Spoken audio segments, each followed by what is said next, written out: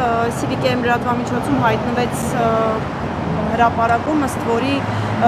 դիմադիրները ինչ-որ հեղաշրջման պլան են մշակել Հայաստանում իրականացնելու եւ դա տարածում է նաեւ վարչապետը, պնդում, որ ձախողված փորձ է դա։ Այսինքն մամուլում հրապարակումը բավարար է պնդելու համար, որ հեղաշրջում էր պատրաստվում եւ մեղադրանքներ հնչեցնելու։ Հարգելիներս, դա միայն մամուլում շրջանառվող տեղեկատվություն չի։ Դա այն իրողությունն է, որում մենք ապրում ենք, նվազագույնը 2018 թվականից սկսած, բայց 2020 թվականից սկսած տարբեր շրջափուլերով այդ ակտիվությունները տարատեսակ,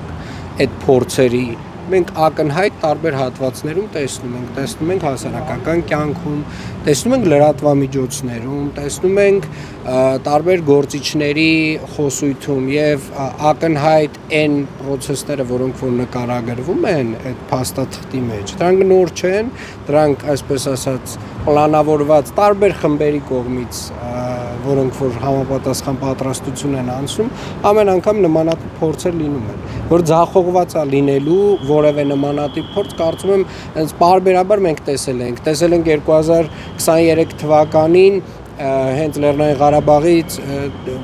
տեղահանված մեր հայրենակիցների ընդունումից հետո ակտիվ սկսեցին բաներ, խժդժություններ, հարգելի այդ բոլոր process-ները 2020 թվականի նոյեմբերի 10-ին մենք այդ տեսել ենք, մեր ժողովուրդը այդ տեսել է, մեր ժողովուրդը դրանով անցել է եւ իրականում պնդել, որ նմանատիպ բան չի եղել, դե նվազագույն, դե եթե շատ լավ, դե ես ձեզ վստահեցնում եմ, որ այո, կան նմանատիպ փորձեր, այդ նմանատիպ փորձերը շարունակվում են իրականացվել, այո, արտաքին որոշ ուժեր նույնպես այդ process-ներին ինչ որ ձևաչափով մասնակցում են, ինչ որ ձևաչափով արտաքին ուժեր մասնակցում են, ինչ որ ձևաչափով մարդկանց պատրաստում են, վերապատրաստում են, հետո տենց ուղարկում են կներեք մեր ջանին։ Վերաբերյալ ինչ տեղեկատվություն ունեիք, որ քաղաքում նմանօրինակ ուժեղացված ծառայություն էր ոստիկանական մեծաթիվ ուժեր կառավարական ամառանոցների ազգային ժողովի ու հանրապետության։ Ես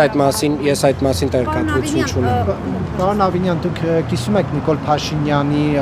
այսպես կոչված բարեփոխումների ծրագիրը, որ իրականացվում է եկեղեցում, եւ ինչ կարծիք ունեք ընդհանրապես։ Ես գիտեք մի բան կարող եմ ասել, որ վաղ թե ուշ յուրաքանչյուր հարցի շուրջ պետք է ճշմարտությունը բացահայտվի եւ իրականում այսպես ասեմ յուրաքանչյուր process-ում նաեւ որոշ առումով կարեւորը թե ճշմարտությունը ինչ է եւ եթե որոշակի մեղադրանքներ հնչում են, ես կարծում եմ պետք է նվազագույն այդ մեղադրանքներին պատասխաններ հնչեն։ Համենայն դեպս ձեր հարցի մասով ես լռությունից բացի փաստացի լռությունից բացի դրանք շատ լեգիտիմ քննարկումներ են, որովհետև լեգիտիմության հարց է բարձրաձայնվում վարչապետի կողմից։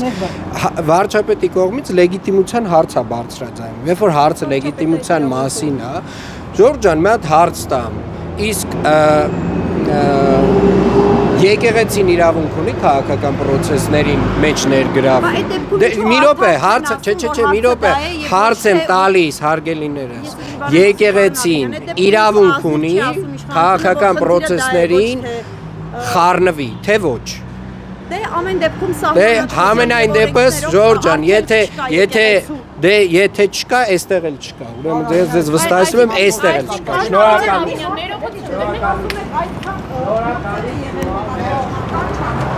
Հեղաշրջման այդքան փորձեր են եղել։ Ինչ այս բանը որևէ պատասխան։ Հիմա այլևս չեմ պատասխանելու 4 հարցի կանգնած պատասխանեց։ Որևէ մեկը պատասխանատվության չի ենթարկվել։ Դա չի նշանակում, որ դեր հայտարարությունները համբերատար ձեր հարցերին լսեցի, պատասխանեցի,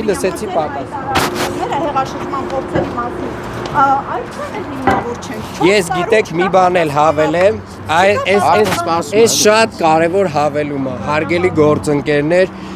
սիրելի հայրենակիցներ, մենք մեծագույն սխալներից մեր մեկը եղել է, որ որոշակի սև ֆինանսական աղբյուրներ թույլ ենք տվել շարունակեն շրջանառվեն տարբեր լրատվականներում, սա մեր մեծագույն սխալն է եղել եւ ես կարծում եմ այդ սխալը նույնպես մենք պետք է ունենանք։ Հեղաշրջման այդ հայտարարություններից չկա պատասխանատվության ենթարկվածներ։ Ինչու՞։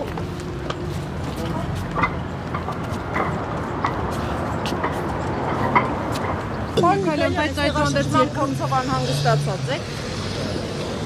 Ես իմ երկրի փորձով եմ։ Հեղաշրջման պլանը։ Ես իմ երկիրը պինդ դրնի։ Նիկոլ Փաշինյանի ձեռագիրը ոնց որ չլիներ, բայց այդ պլանը Պլանից բան։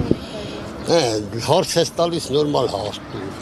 Ատամանել չեմ ուզում խոսալ։ հիմա, այսինքն դա իշխանության ասենց գծածը չէ օրակարգ որ Դե թեմաներից ձեր մոտ ինչ կա իշխանության գծած, ուրիշ բան դուք չեք մտածում։ Ձեզ հետ արխվում է որ մի բան փոկեք, մի բան սխալվեն, մարդիկ են իսկ ինչպես ձեզ ռեկլամ անեն։ դուք սխալվողներից չի բանեք։ Բա ինչ է դուք կեսից գնում։ Ամեն մարդ պետք է քեսից չեմ գնում, դուրս եմ գալիս, այդ մեմ հարցնի գալիս ես նստի։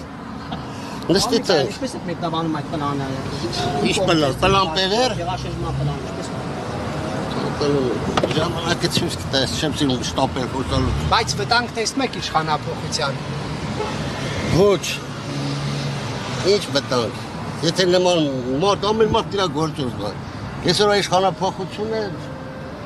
չգիտեմ արտաքին ներսում այս խոշոտիրուսները վերադասարում է շատ վտանգավոր է։ Պարոն Պետրոսյան, վերջին շրջանում եկեղեցու դեմ տարվող իշխանության կողմից հակաքարոզը կամ թիրախավորումը դուք կիսում եք բոլոր այն գրառումները եւ լեքսիկոնը, որով վարչապետ Նիկոլ Փաշինյանը թիրախավորում է հայոց եկեղեցուն։ Ձեր հարցադրումը ի սկզբանե սխալ է։ Եկեղեցու դեմ որևէ հակաքարոզ չի արվում եւ եկեղեցին որևէ կերպ չի թիրախավորվում։ Եկեղեցականներ կան, ովքեր որ խախտել են այդ կանոնագրքերի պահանջները եւ ցանկացած հայ առաքելական եկեղեցու հետևորդի հայաստանյաց սուրբ առաքելական եկեղեցու հետևորդ որպես նաեւ ես կիսում եմ այն գործընթացների քաղաքական պատասխանատվությունը, որ իրականացնում է հանրապետության վարչապետը։ Պարոն Պետրոսյան, կասեք այս հեղաշրջման պլանը, որ այսպես հրապարակվեց, նաև իրավապահներն են արդեն դրան ընթացք տալիս,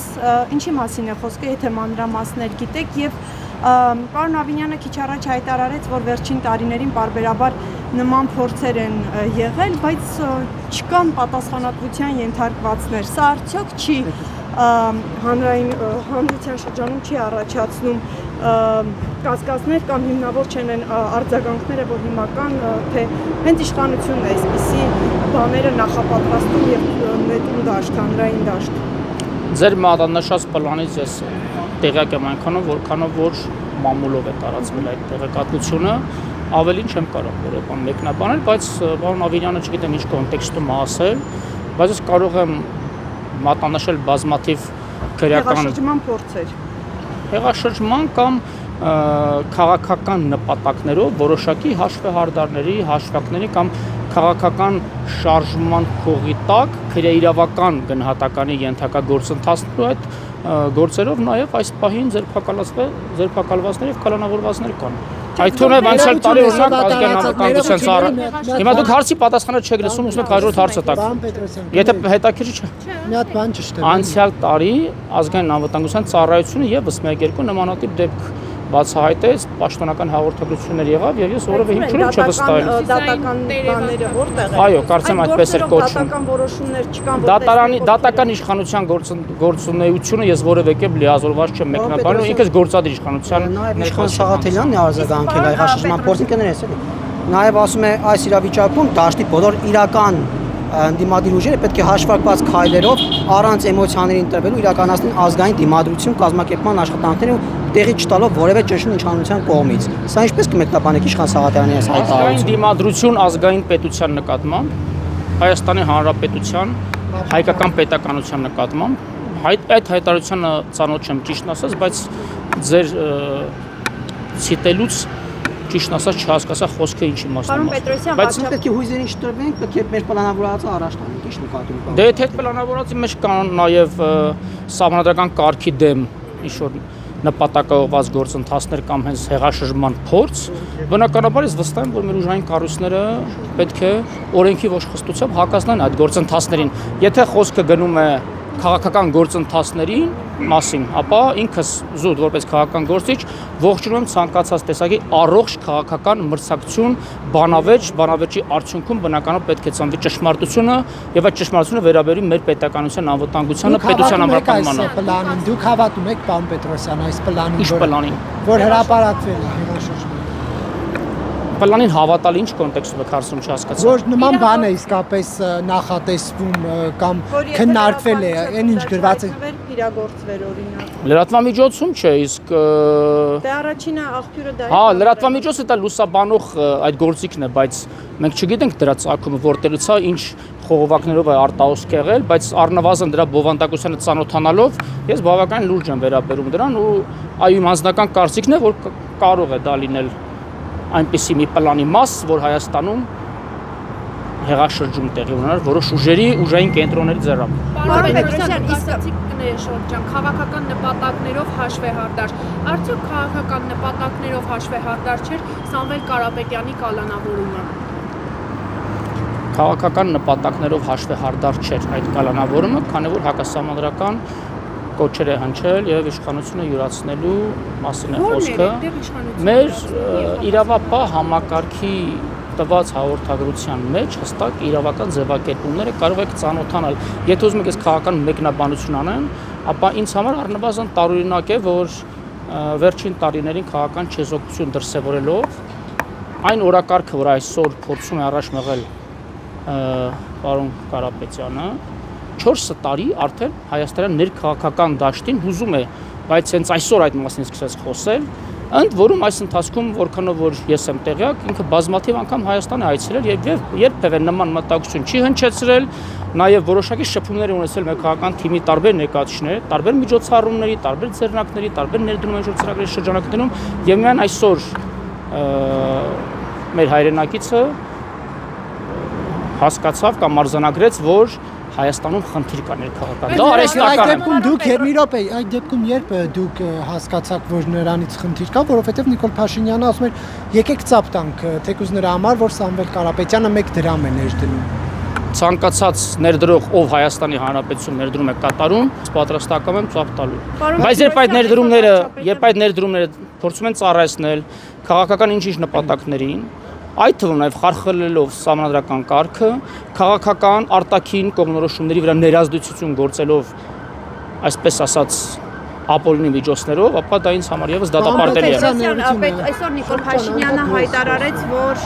հեծը պետականացնելու ծրագիրը պատրաստ է եւ առաջիկայում կլինեն նաև գործնական քայլեր։ Արդյոք սա Վարչության այսօրվա նիստում քննարկվել է, որովհետեւ նաև տարածքային կառավարություն։ Չէ, պարոն Պետրոսյան, ո՞նց է սա իրականացվելու կմատնանշի գործողություն։ Ինչ օրենքների։ Օրենքով սահմանված կարգով։ Ես չեմ կարող հիմա պետությունը պատրաստվում է, կառավարությունը պատրաստվում է փոխհատուցում տրամադրել։ Ես այսպես ասեմ, ես ի պաշտոն ասեմ, ավելի քան 3 տարի ղեկավարում եմ պետական վերահսկողական ծառայությունը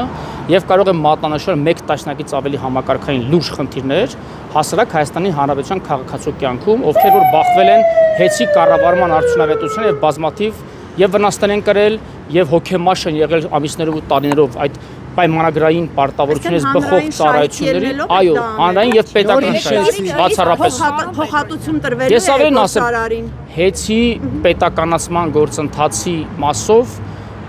ես դեռևս տարիներ առաջ, որպես Հայաստանի Հանրապետության քաղաքացի եւ քաղաքական գործիչ մտածել եմ, որ տրանսնացիոնալ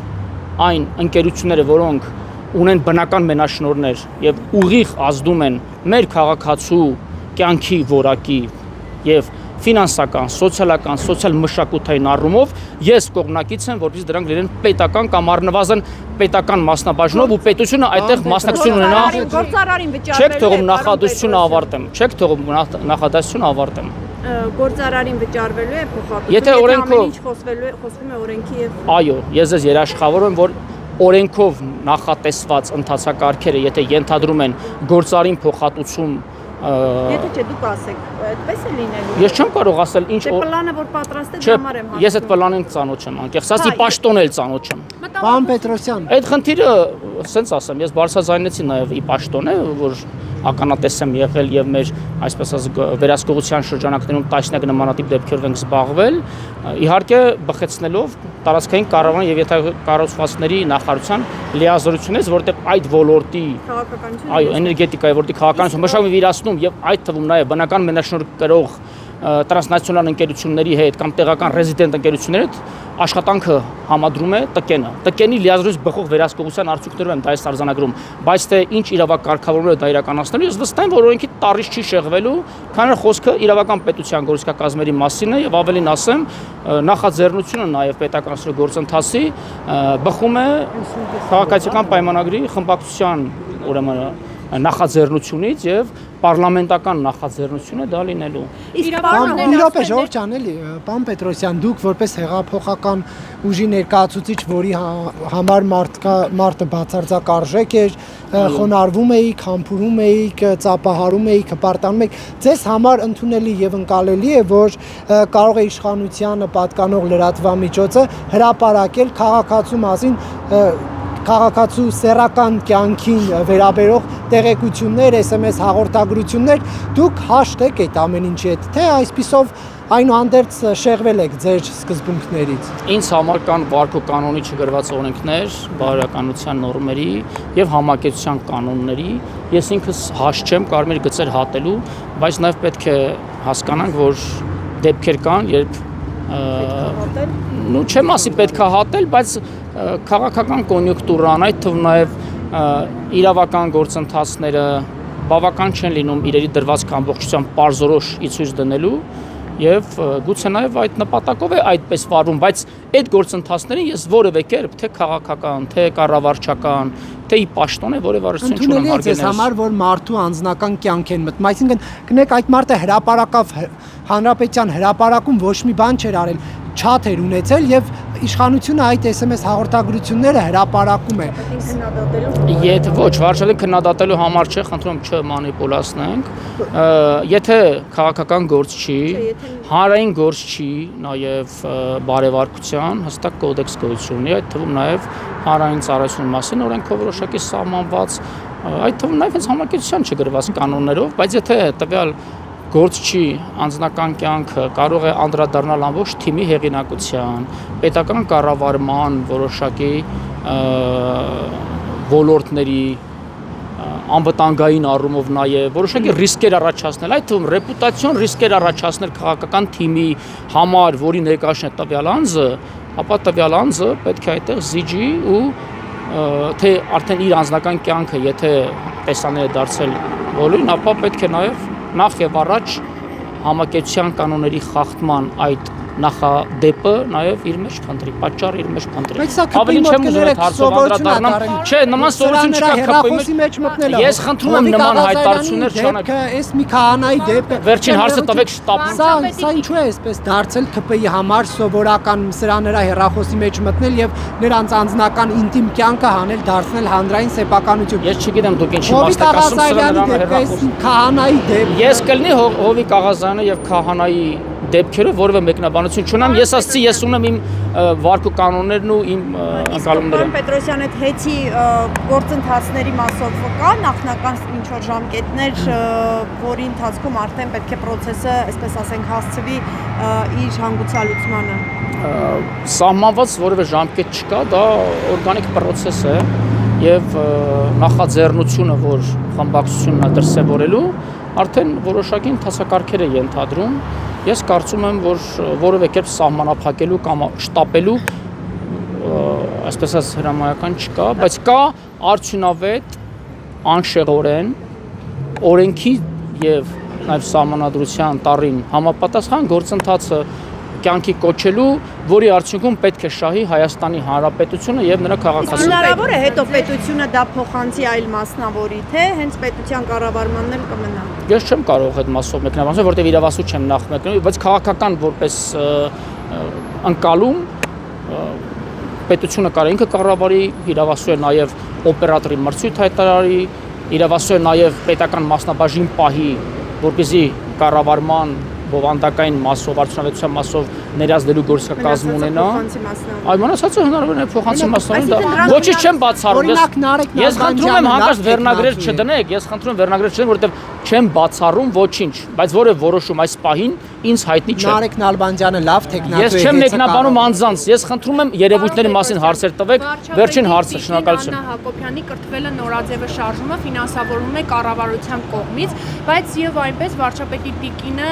պայմանավորված չէ եւ ԿԳՄՍ-ով էլ, հա, իրեն որևէ լիցենզիա տրված չէ նման արշավ իրականացնել։ Եվ այդ գումարները տրվում են կառավարության կողմից։ Արդյոք սա պետական գումարների վատնում չէ եւ ՊՎԾ-ն ինչ է անում այս ուղղությամբ։ Այդ հարցի մասով կարող եք ձեր հարցադրումն ուղղել վարչապետի աշխատակազմին։ Բայց դուք որպես Պետական վերահսկողական ծառայությունը գործունեություն է ծավալում ՊՎԾ մասին օրենքի համապատասխան վարչապետին հանձնականների ծառայություն մուտքագրված հանրագրերի դիմում բողոքների կամ ծառայությունում վերհանված ռիսկերի վերլուծության արդյունքներով այդ մասով որևէ գործընթաց այս պահին առկա չէ, որևէ ռիսկային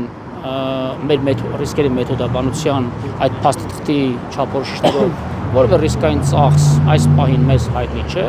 Դուք կարող եք ձեր գրավոր հարցադրում անել թե վարչապետի աշխատակազմին, թե պետական վերահսկողական ծառայությունը, ձեզ պատշաճ մենք կպատասխանենք։ Ձեզ անհանգստացնում է որպես հարկատու, ձեզ